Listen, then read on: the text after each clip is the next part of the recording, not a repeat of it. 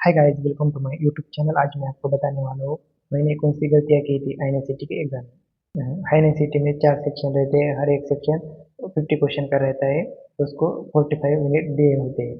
तो क्या होता है, जब फर्स्ट सेक्शन है वो हम अच्छे से करते हैं, बट हमको उतना ही अच्छे से लास्ट तक करना है, तभी हमारा स्कोर अच्छा आ सकता है। क्योंकि लास्ट तक रहने के लिए बहुत ज़्यादा एनर्जी लगती है, बहुत ज़्यादा कॉन्फिडेंट रहना पड़ता है।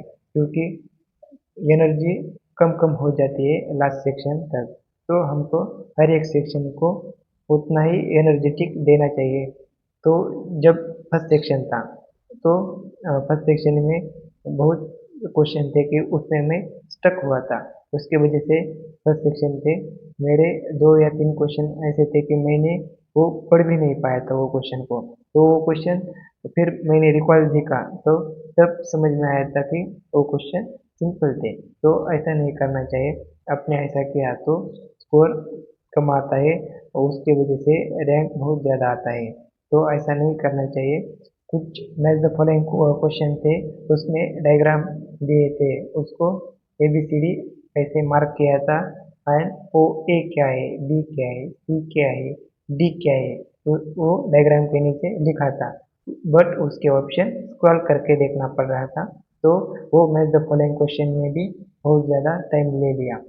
वो सिंपल क्वेश्चन थे, बट टाइम कंज्यूमिंग ज़्यादा थे। तो INICET ये चेक करता है कि आप कितने टाइम अच्छे से मैनेज कर सकते हो।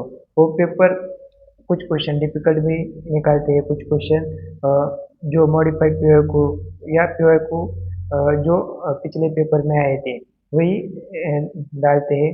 या कुछ ऐसे क्वेश्चन होते हैं कि बहुत सिंपल है, उस पे आप जब आंसर करते हो तब आप वो क्वेश्चन पढ़ते समय स्टेबल है।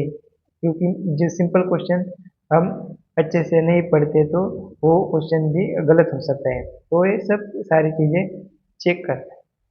मई 25 के INICET में अब पीवाईक्यू जो पीवाईक्यू है वो ज़्यादा मॉडिफाइड पीवाईक्यू आए थे। तो उसकी वजह से भी टाइम मैनेजमेंट अच्छे से नहीं हुआ।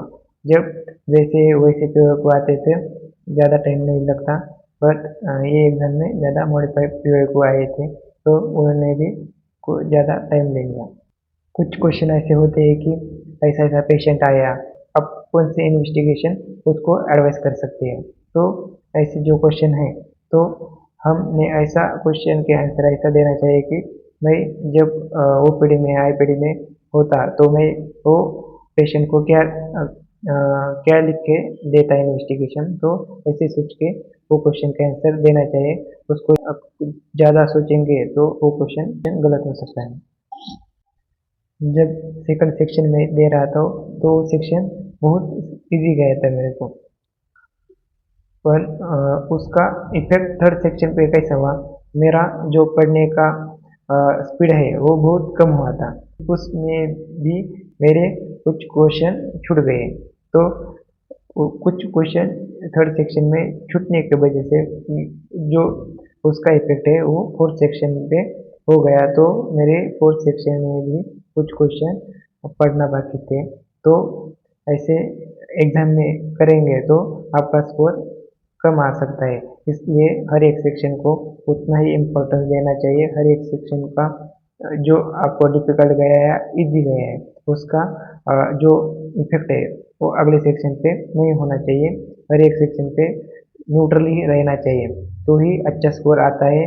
बहुत बार होता है कि सलग 2 या 3 क्वेश्चन नहीं आते, तो उसके बाद का क्वेश्चन सिंपल आता है, तो हम जल्दी जल्दी में उसका भी आंसर गलत करते हैं। तो ऐसा नहीं करना चाहिए। हर एक क्वेश्चन को ध्यान में रखते ही उसका आंसर देना चाहिए, क्योंकि हर एक क्वेश्चन उतना ही ज़्यादा इम्पोर्टेंट है। वो डिफिकल्ट हो या सिंपल क्वेश्चन हो, वो आपको पूछने वाला नहीं कि आपका कौन सा क्वेश्चन का आंसर सही आया है। हर एक सेक्शन एनर्जेटिकली दो। तो उसके लिए आपको एग्ज़ाम के पहले अच्छे से नाश्ता करना है, क्योंकि बहुत ही एनर्जी लगती है पेपर सॉल्व करने के लिए। तो आपको अच्छे से खाना खा के जाना है।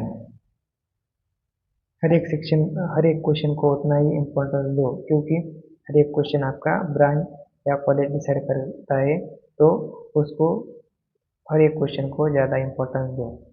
और एक चीज़, जो क्वेश्चन नहीं आता है उसको ज़्यादा टाइम नहीं देना चाहिए, क्योंकि उसको आप ज़्यादा टाइम दोगे तो उसके आगे का क्वेश्चन भी आपको सिंपल होगा तो भी आपको समझ में नहीं आएगा। बहुत बार ऐसा होता है कि जब हम फर्स्ट रीडिंग करते हैं तभी वो क्वेश्चन समझ में नहीं आता। जब हम हमारे 50 क्वेश्चन एक बार पढ़ के होते हैं, उसके बाद वो क्वेश्चन हमने पढ़ लिया तभी वो हमको क्वेश्चन समझ में आता है। तो इसलिए जब भी आप फर्स्ट बार क्वेश्चन जो समझ में नहीं आता तो तभी उसको सॉल्व करने की कोशिश ना करें, वो आपका ज़्यादा टाइम भी लेगा, वो जल्दी समझ में भी नहीं आएगा। जितना आप डिफिकल्ट सेक्शन को इम्पोर्टेंस देते हैं उतना ही अपने सिंपल क्वेश्चन को भी इम्पोर्टेंस देना चाहिए। और कुछ क्वेश्चन ऐसे रहते कि उसका आपने कहाँ पे भी पढ़ा भी नहीं होगा, तो ऐसे क्वेश्चन आप एक तो फेंक सकते हैं या उसको छोड़ सकते हैं। तो वो जितना जल्दी आप डिसाइड करेंगे तो उतना आपका टाइम अच्छे से मैनेज होगा। मुझे मालूम है आपने अच्छे से पढ़ाई की है। Believe your self, go for exam. Best of luck. Thanks for watching.